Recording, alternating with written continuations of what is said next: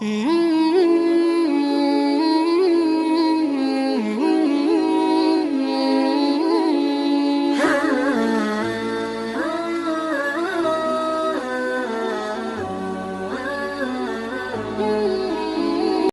کا اپنے ماں باپ، اپنے بھائی بہن اور اپنے رشتہ دار کے علاوہ اور ایک خاص رشتہ ہوتا ہے، وہ پڑوسی، بازو میں رہنے والے، آزو بازو والے، سامنے پیچھے والے، کہ اپنے گھر سے لے کے 40 گھر تک اپنے پڑوسی میں شمار ہوتے ہیں، پڑوسی کہلاتے ہیں۔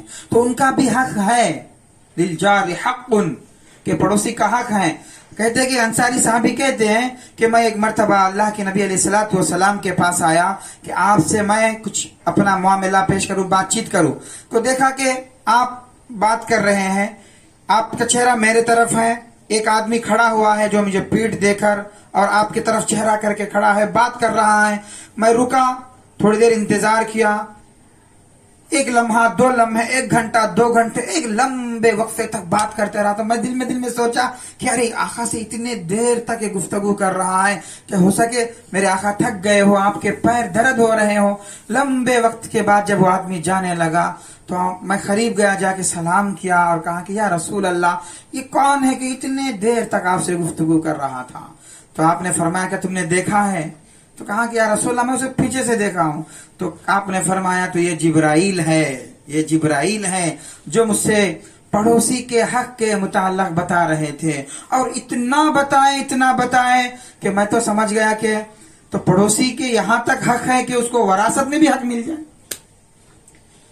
اتنا جبرائیل نے بتایا کہ پڑوسی کے اتنے حقوق ہیں۔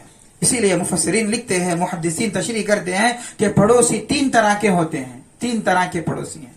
نمبر 1، وہ پڑوسی ہے جس کے لیے 1 حق ہو۔ نمبر 2، وہ پڑوسی ہے جس کے 2 حق ہوتے ہیں۔ نمبر 3، وہ پڑوسی ہے جس کے 3 حقوق ہوتے ہیں۔ پہلا 1 حق والا پڑوسی وہ ہے جو غیر مسلم ہے، کافر ہے، اس کا بھی حق ہے۔ وہ حق پڑوسی ہونے کے اعتبار سے، اپنے گھر کے بازو میں کوئی غیر رہتا ہے تو اس کا حق ہے، تو اس کو ہم پہچاننا ہے، دیکھنا ہے اس کی ضرورت کیا ہے، اس کے خوشی میں، اس کے غم میں، اس کے تکلیف میں، اس کے کوئی مدد ہو، جو بھی پریشان ہو، اس کے ہم خیال رکھنا چاہیے۔ یہ پڑوسی کا حق ہے۔ اس کو 1 حق ہے کہ وہ پڑوسی ہیں، اس لیے اس کا ہم خیال رکھنا ہے۔ دوسرا، وہ جو مسلمان بھی ہے اور پڑوسی بھی ہیں، اور 1 حق تو مسلمان ہونے کا ہے اور دوسرا حق پڑوسی ہونے کا ہے۔ یہ 2 حق ہیں اس کے، تو اس کا بھی ہم خیال رکھنا ہے اس اعتبار سے۔ اور تیسرا، جس کے 3 حق ہیں، وہ کون ہے؟ 1 مسلمان بھی ہو، دوسرا پڑوسی بھی ہو، تیسرا رشتہ داری بھی ہو۔ مسلمان ہونے کے اعتبار سے، رشتہ دار ہونے کے اعتبار سے اور پڑوسی ہونے کے اعتبار سے اس کے 3 حقوق بیٹھ جاتے ہیں، تو ان کا بھی ہم خیال کرنا چاہیے کہ وہ کیا کر رہے ہیں، کدھر کر رہے ہیں۔ آج کل تو ابھی یہ کرونا کے زمانے میں تو اللہ ہمیں معاف کرے کہ پڑوسیوں کو بھی پوچھنا چھوڑ دیا، بھائی سے دور، بھائی سے نہیں پوچھا۔ اللہ، ایسا نہیں رہنا چاہیے، پوچھنا چاہیے۔ ہاں، جو کرونا کے اندر جو احتیاط ہم کرتے رہے، ماسک لگائے، ہاتھوں کو سینیٹائزر وغیرہ لگا کے جو ہم اس کی خدمت کرنا چاہیے۔ حضرت ابو ذر غفاری رضی اللہ تعالیٰ نے کہتے ہیں کہ میرے نبی نے مجھے ایک وصیت فرمائی۔ کیا فرمائی ہے؟ کہ اے ابو ذر، یاد رکھو ہمیشہ اپنے پڑوسیوں کا خیال کرتے رہنا۔